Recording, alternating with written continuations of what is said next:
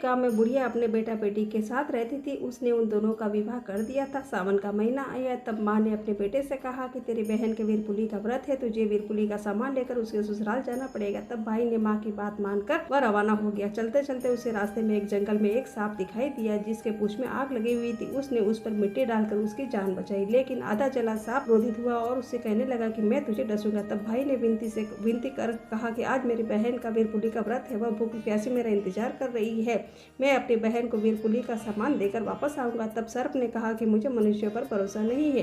तब भाई ने कहा कि आप मेरे इस थैले में जाकर छिप जाओ। तब सांप ने उसकी बात मानकर उसके थैले में घुस गया। वह अपने बहन के घर पहुंचा, वीरपुली का सामान बहन को दिया। बहन ने कथा सुनी और फिर गेहूं की फूली सेकने लगी। गेहूं की फूली सेकते सेकते वह कहने लगी कि धानी सेको फूली सेको मारे वीरारा पैरी सेको, धानी सेको फूली सेको मारे वीरारा पैरी सेको। इस तरह वह बोलती गई और भाई के थैले में छिपा हुआ सांप सीखकर मर गया।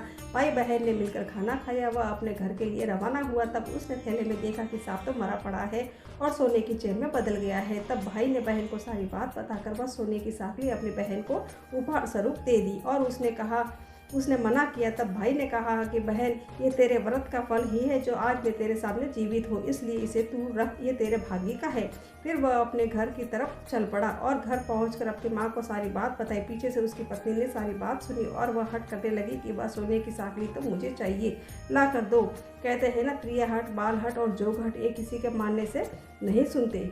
इसलिए उसे अपनी पत्नी की बात मानकर अपनी बहन के घर वापस गया और उसने उदास मन से अपनी बहन को सारी बात बताई और सोने की साखली मांग ली और अपने भाई को उसने सोने की साखली दे दी। वह सोने की साखली लेकर अपने पत्नी के हाथ में दे दिया। देते ही वह सांप में के रूप में परिवर्तित हो गया और हुंकार करने लगा। तब पत्नी ने डर कर चिल्लाई और कहने लगी कि ये तो हमारा काल है, इसे अपनी बहन को वापस करो।